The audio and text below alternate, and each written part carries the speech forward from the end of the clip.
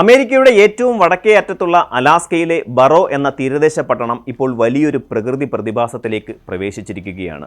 ഇനി സൂര്യരശ്മികളെ നേരിട്ട് കാണണമെങ്കിൽ ബറോ നിവാസികൾക്ക് 2026 ജനുവരി 22 വരെ കാത്തിരിക്കണം.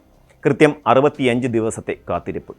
ഈ 65 ദിവസങ്ങൾ ആർട്ടിക് സർക്കിളിനോട് ചേർന്ന് സ്ഥിതി ചെയ്യുന്ന ഈ പ്രദേശം ധ്രുവരാത്രിയുടെ, അതായത് പോളാർ നൈറ്റിൻ്റെ തണുത്ത പുതപ്പിനടിയിലായിരിക്കും. കേവലം ഇരുട്ട് മാത്രമല്ല, പ്രകൃതിയുടെ അത്ഭുതകരമായ ഒരു ശാസ്ത്ര പ്രതിഭാസമാണ് ഇവിടെ അരങ്ങേറുന്നത്. മുമ്പ് ഉട്കിയാഗ്വിക് എന്ന് അറിയപ്പെട്ടിരുന്ന ബറോ അലാസ്കയിലെ നോർത്ത് സ്റ്റോപ്പിൽ ആർട്ടിക് മഹാസമുദ്രത്തിൻ്റെ തീരത്താണ് സ്ഥിതി ചെയ്യുന്നത്. ഭൗമശാസ്ത്രപരമായി ഈ നഗരം ആർട്ടിക് സർക്കിളിൽ നിന്നും വളരെ അകലെയല്ല.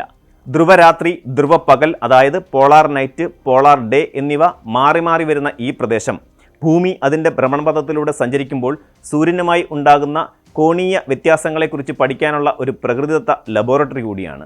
ഇരുട്ടും തണുപ്പും നിറഞ്ഞ ഈ 65 ദിവസത്തെ ജീവിതം എങ്ങനെയായിരിക്കും? ഒരു ശരാശരി മലയാളിയെ സംബന്ധിച്ചിടത്തോളം പകൽ വെളിച്ചമില്ലാത്ത ജീവിതം സങ്കല്പിക്കാൻ പോലും പ്രയാസമാണ്. എന്നാൽ ബറോ നിവാസികളെ സംബന്ധിച്ചിടത്തോളം ഇതൊരു വാർഷിക ചക്രമാണ്. ഇനുപ്പിയാക് എന്ന തദ്ദേശീയ ജനവിഭാഗമാണ് ഇവിടെ കൂടുതലും താമസിക്കുന്നത്. അവരുടെ ജീവിതവും സംസ്കാരവും ഈ പ്രകൃതി പ്രതിഭാസങ്ങളുമായി ഇഴചേർന്നിരിക്കുന്നു. ഈ പ്രതിഭാസത്തിൻ്റെ മൂലകാരണം ഭൂമിയുടെ ചരിവാണ്. ഭൂമി അതിൻ്റെ അച്ചുതണ്ടിൽ ഏകദേശം 23.5 ഡിഗ്രി ചരിഞ്ഞാണ് സൂര്യനെ പ്രദക്ഷിണം ചെയ്യുന്നത്. സൂര്യൻ ദക്ഷിണായന രേഖയ്ക്ക് മുകളിലൂടെ സഞ്ചരിക്കുന്ന സമയത്ത്, അതായത് ഉത്തരധ്രുവത്തിൽ ശീതകാലം ആകുന്ന സമയത്ത്, ഭൂമിയുടെ ഉത്തരധ്രുവം സൂര്യനിൽ നിന്ന് അകന്നു നിൽക്കുന്നു. ഈ സമയത്ത് ആർട്ടിക് സർക്കിളിനുള്ളിലെ പ്രദേശങ്ങളിൽ കുറഞ്ഞത് 24 മണിക്കൂറെങ്കിലും സൂര്യൻ ചക്രവാളത്തിന് മുകളിലേക്ക് ഉയരുന്നില്ല. ഇതാണ് ധ്രുവരാത്രി എന്നറിയപ്പെടുന്നത്. ബറോ സ്ഥിതി ചെയ്യുന്നത് ധ്രുവരേഖയ്ക്ക് അരികിലായതിനാൽ ഇവിടെ 24 മണിക്കൂർ ഇരുട്ടായിരിക്കില്ല അനുഭവപ്പെടുക. പകരം പുലർച്ചെയും സന്ധ്യയിലും കാണുന്നത് പോലെ മങ്ങിയ വെളിച്ചം ഈ 65 ദിവസവും നിലനിൽക്കും.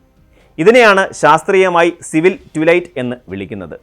സൂര്യൻ ചക്രവാളത്തിന് 6 ഡിഗ്രി താഴെയായിരിക്കുമ്പോൾ അനുഭവപ്പെടുന്ന പ്രകാശത്തെയാണ് സിവിൽ ട്വിലൈറ്റ് എന്ന് പറയുന്നത്. സൂര്യൻ നേരിട്ട് ദൃശ്യമല്ലെങ്കിലും അതിൻ്റെ പ്രകാശം അന്തരീക്ഷത്തിലെ കണികകളിൽ തട്ടി പ്രതിഫലിക്കുന്നത് വഴി ഒരു മങ്ങിയ വെളിച്ചം ഈ പ്രദേശത്ത് അനുഭവപ്പെടും. ഇത്രയും വെളിച്ചം സാധാരണ ദൈനംദിന കാര്യങ്ങൾ ചെയ്യാൻ പര്യാപ്തമാണ് താനും. സൂര്യോദയം, സൂര്യാസ്തമയം എന്നിവ സംഭവിക്കാത്ത ഈ ദിവസങ്ങളിൽ ഏതാണ്ട് 6 മണിക്കൂറോളം ഈ മങ്ങിയ വെളിച്ചം നിലനിൽക്കും. ബാക്കിയുള്ള സമയം മാത്രമാണ് പൂർണ്ണമായ ഇരുട്ടനുഭവപ്പെടുന്നത്. പൂർണ്ണമായും ഇരുട്ടിലായിരിക്കുന്ന പ്രതിഭാസത്തെ ആസ്ട്രോണമിക്കൽ ട്വിലൈറ്റ് എന്നാണ് പറയുക. ധ്രുവരാത്രിയുടെ തുടർച്ചയായ ഇരുട്ട് ബറോ നിവാസികളുടെ ജീവിതത്തിൽ പ്രധാനമായും 2 വെല്ലുവിളികൾ സൃഷ്ടിക്കുന്നുണ്ട്. ഒന്നാമതായി, വൈറ്റമിൻ ഡിയുടെ കുറവ് കാരണം അവർ സീസണിൽ അഫക്റ്റഡ് ഡിസോർഡർ എന്നറിയപ്പെടുന്ന വിഷാദ രോഗത്തിന് അടിമപ്പെടാൻ സാധ്യതയുണ്ട്.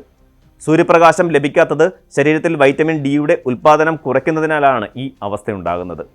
ഇത്തരം മാനസികാരോഗ്യ പ്രശ്നങ്ങളെ മറികടക്കാൻ അവർ കൃത്രിമ ലൈറ്റ് തെറാപ്പിയും വൈറ്റമിൻ സപ്ലിമെൻറ്റുകളും ഉപയോഗിക്കാറുമുണ്ട്. രണ്ടാമതായി, കടുത്ത തണുപ്പും നീണ്ട ഇരുട്ടും കാരണം അവരുടെ ജീവിതശൈലിയിൽ മാറ്റങ്ങൾ വരുന്നു.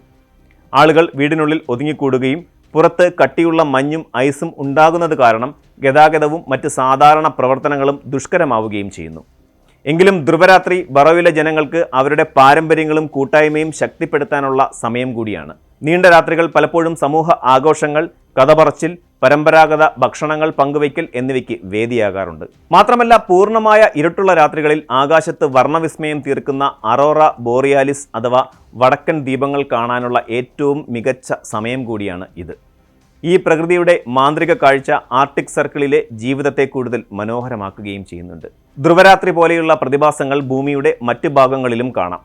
ഉദാഹരണത്തിന് അന്റാർട്ടിക്കയിലെ ദക്ഷിണ ധ്രുവത്തിലും നോർവേ, കാനഡ, ഗ്രീൻലാൻഡ്, റഷ്യ എന്നിവിടങ്ങളിലെ ആർട്ടിക് പ്രദേശങ്ങളിലുമുള്ള നിരവധി സ്ഥലങ്ങളിലും ഈ അവസ്ഥയുണ്ട്. നോർവേയിലെ സ്വാൽബോർഡ് ദ്വീപസമൂഹങ്ങളിൽ ഏകദേശം 4 മാസത്തോളം നീളുന്ന ധ്രുവരാത്രി അനുഭവപ്പെടുന്നു. ഓരോ സ്ഥലത്തും അവയുടെ അക്ഷാംശ രേഖകൾ അനുസരിച്ച് ധ്രുവരാത്രിയുടെ ദൈർഘ്യത്തിൽ വ്യത്യാസം വരുന്നുണ്ട് എന്ന് മാത്രം.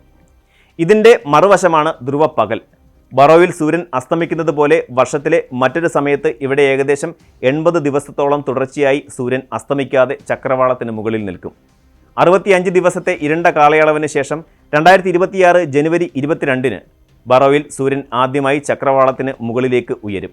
ഈ ദിവസത്തെ പ്രദേശവാസികൾ വലിയ ആഘോഷമായിട്ടാണ് കാണുന്നത്. കടുത്ത തണുപ്പിലും ആളുകൾ സൂര്യോദയം കാണാൻ പുറത്ത് തടിച്ചുകൂടും. ഇത് കേവലം ഒരു സൂര്യോദയം മാത്രമല്ല, ജീവിതത്തിൻ്റെ ഒരു പുതിയ തുടക്കത്തിൻ്റെയും പ്രത്യാശയുടെയും അടയാളപ്പെടുത്തലാണ്. ധ്രുവരാത്രി എന്ന ഈ പ്രതിഭാസം പ്രകൃതിയുടെ അത്ഭുതകരമായ ചില സമയങ്ങളെയാണ് ഓർമ്മിപ്പിക്കുന്നത്. ഭൂമിയുടെ അച്ചുതണ്ടിൻ്റെ ചരിവ് ഇല്ലായിരുന്നുവെങ്കിൽ ലോകമെമ്പാടും ഏകദേശം ഒരേ വെളിച്ചവും താപനിലയും ആയിരിക്കും ലഭിക്കുക. ഈ പതിവാണ് നമ്മുടെ ഗ്രഹത്തിലെ വൈവിധ്യമാർന്ന കാലാവസ്ഥയ്ക്കും ബറോയിലെ 65 ദിവസത്തെ ഇരുട്ടിനും മറ്റ് പ്രദേശങ്ങളിലെ ഋതുഭേദങ്ങൾക്കും കാരണമാകുന്നത്. സൂര്യനില്ലാത്ത ഈ ദിവസങ്ങൾ നമ്മൾ സാധാരണയായി നിസ്സാരമെന്ന് കരുതുന്ന സൂര്യരശ്മികളുടെ പ്രാധാന്യം എത്ര വലുതാണെന്ന് നമ്മെ ഓർമ്മിപ്പിക്കുന്നു.